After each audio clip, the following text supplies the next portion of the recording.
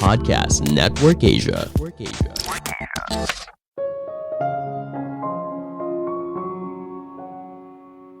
Semoga saya bisa menerima hal yang tidak bisa saya ubah, keberanian untuk mengubah apa yang bisa saya ubah, dan kebijaksanaan untuk mengetahui perbedaannya. Halo semuanya, nama saya Michael. Selamat datang di podcast saya, Sikutu Buku. Kali ini saya akan bahas buku The Daily Stoic karya Ryan Holiday.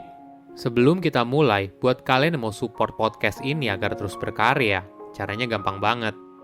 Kalian cukup klik follow. Dukungan kalian membantu banget supaya kita bisa rutin posting dan bersama-sama belajar di podcast ini. Buku ini membahas soal stoikisme, filosofi kuno yang pertama kali dipraktikkan di Yunani, lalu berkembang pesat di Roma dan masih dipraktikkan secara luas hingga saat ini.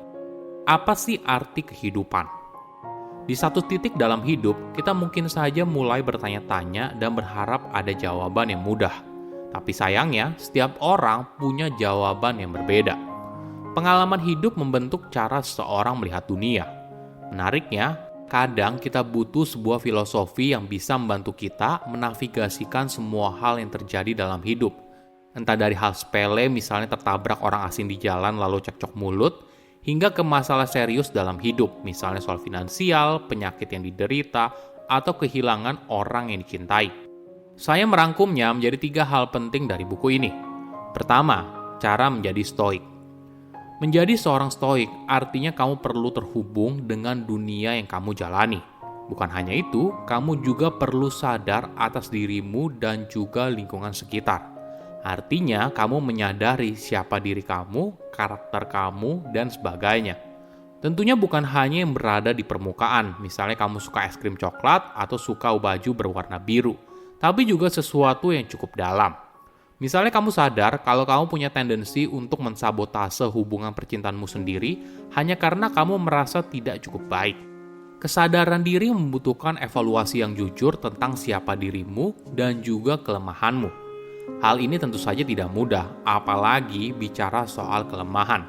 Kita mungkin terbiasa menutupi kelemahan dan fokus pada hal yang baik-baik saja. Kita mungkin merasa takut atau malu atas kelemahan tersebut. Tapi jika kamu berkembang sebagai pribadi, maka mengembangkan kesadaran diri merupakan hal yang krusial. Momen ketika kamu bertanya, kenapa saya melakukan hal ini? Apa yang bisa saya lakukan untuk mengubahnya? Nah, ini merupakan momen ketika kamu bersedia terbuka. Mungkin dari semua latihan soal filosofi stoik, satu hal yang paling penting adalah bisa membedakan mana yang bisa kita ubah dan tidak, mana yang bisa kita pengaruhi dan tidak. Hal ini yang seringkali jadi akar ketidakpuasan dalam hidup. Kita tidak bisa membedakan mana keduanya. Alhasil, ada orang yang bisa menjadi pribadi yang lebih baik, ada juga yang hanya sibuk mengeluh atas hidup yang dijalaninya. Kita mungkin saja tidak bisa mengontrol situasi yang kita alami, tapi kita bisa mengontrol apa yang kita pikirkan dan respon yang kita ambil. Misalnya, ketika pesawatmu terlambat karena cuaca, tidak peduli seberapa banyak kamu komplain kepada perwakilan maskapai, tentunya tidak akan mengubah apapun kan? Sama halnya ketika kamu berharap untuk lebih tinggi atau lebih pendek, atau terlahir di negara yang berbeda. Hal ini tidak ada gunanya. Namun jangan khawatir, mungkin saja kamu tidak bisa mengontrol kejadian tersebut, tapi kamu tetap punya kendali atas apa yang kamu pikirkan. Misalnya, pesawatmu terlambat karena cuaca. Tentunya hal ini tidak bisa kamu ubah kan? Tapi kamu bisa punya kontrol atas apa yang kamu pikirkan. Misalnya, karena pesawatmu terlambat, kamu jadi punya waktu untuk menikmati kopi di bandara dengan tenang. Atau kamu jadi punya waktu tambahan untuk mengerjakan sebuah tugas yang belum selesai dan sebagainya.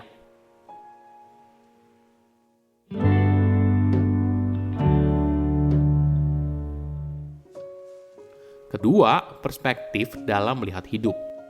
Hidup memang butuh rencana, tapi perlu diingat, kesuksesan sejati berasal dari kemampuan kita untuk menemukan cara dalam menghadapi setiap tantangan yang muncul. Sama halnya dengan seorang stoik. Dia melatih dirinya untuk fleksibel, tapi juga kuat dalam menghadapi perubahan kondisi. Hal ini yang bisa membuat kita jeli melihat peluang dalam masa yang sulit. Salah satu tipsnya yaitu dengan memiliki reverse clause atau dengan kata lain opsi cadangan.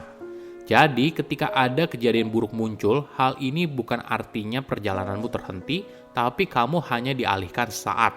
Misalnya begini, kamu sedang menulis skripsi tapi tiba-tiba saja komputermu mati dan datamu hilang semua. Bagaimana nih? Mungkin kamu bisa punya sudut pandang kalau ini sebagai peluang untuk memulai lagi sesuatu yang baru dan lebih baik. Ada sebuah dialog yang indah berjudul Icaro Menipus, An Aerial Expedition, karya penyair terkenal Lucian. Puisinya berisi seorang yang punya keahlian untuk terbang dan melihat dunia dari atas. Ketika melihat ke bawah, dia melihat betapa kecilnya semua yang ada di dunia. Bahkan rumah orang kaya, kerajaan besar, dan sebagainya. Semua kepusingan mereka soal duniawi terlihat begitu sepele dari perspektif ini. Di zaman dulu, latihan ini sifatnya hanya sebatas teori. Wajar saja puncak tertinggi seorang bisa raih hanyalah puncak gunung atau berdiri di atas gedung tertinggi. Namun di era sekarang, hal ini menjadi sangat mungkin. Cobalah ketika kamu naik pesawat, pilihlah tempat duduk di samping jendela. Cobalah lihat ke bawah dan kamu akan sadar betapa kecilnya semua itu. Seorang astronot bernama Edgar Mitchell merupakan salah satu manusia pertama yang bisa melihat dunia dari luar angkasa. Dia bercerita ketika berada di luar angkasa, seketika ketidakpuasanmu soal dunia, pertengkaran dengan orang lain, politik dunia internasional, dan sebagainya terlihat begitu kecil dan sepele. Ini adalah latihan yang menarik. Lain kali ketika kamu merasa kalau kamu sedang berada dalam masalah yang sangat rumit, jangan lupakan tips ini. Kamu mungkin saja dapat melihat dunia dari sudut pandang yang berbeda.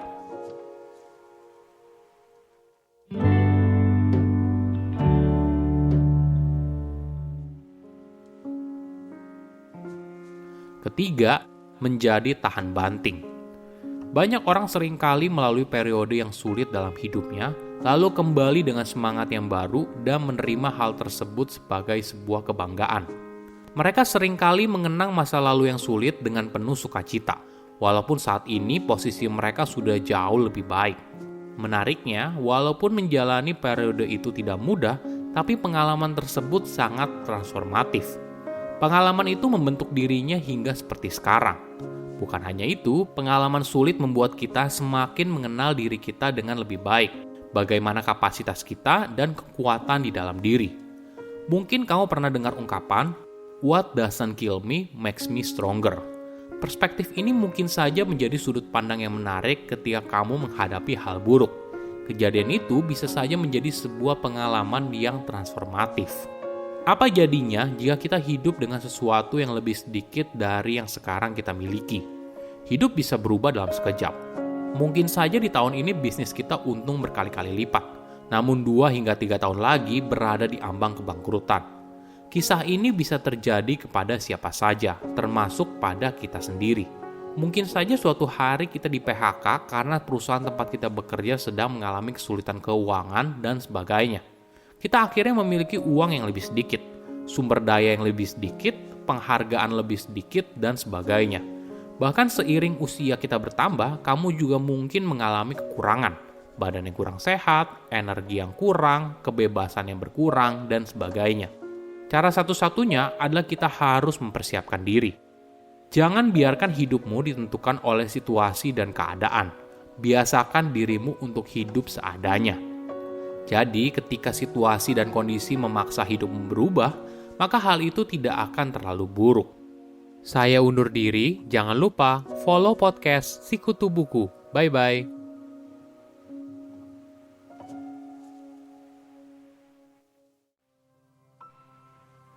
Pandangan dan opini yang disampaikan oleh kreator podcast, host, dan tamu tidak mencerminkan kebijakan resmi dan bagian dari Podcast Network Asia. Setiap konten yang disampaikan mereka di dalam podcast adalah opini mereka sendiri dan tidak bermaksud untuk merugikan agama, grup etnik, perkumpulan, organisasi, perusahaan, perorangan, atau siapapun dan apapun.